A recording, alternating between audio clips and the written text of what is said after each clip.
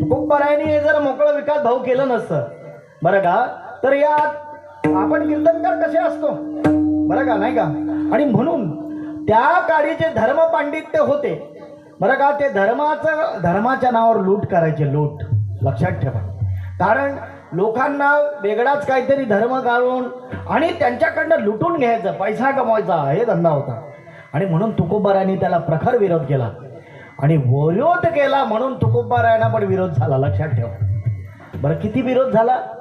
जो गाथा तुकोबारायांनी निर्माण केला, जो बरं का तुकोबारायांनी अभंगाचा गाथा निर्माण केला, तो गाथा सुद्धा तुकोबारायांना बुडवायला लागला.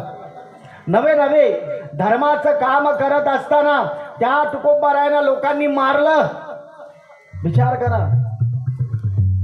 मग धर्माचं काम करत असताना आपल्याला कोणी मारलं तर आपण धर्माचं काम करू? म्हटलं जाऊ दे, मरू दे, काय करायचंय. मग एवढं सगळ्या लोकांचं सहन करून सुद्धा तुकोबारायांनी धर्माचं काम सोडलं नाही. विठ्ठल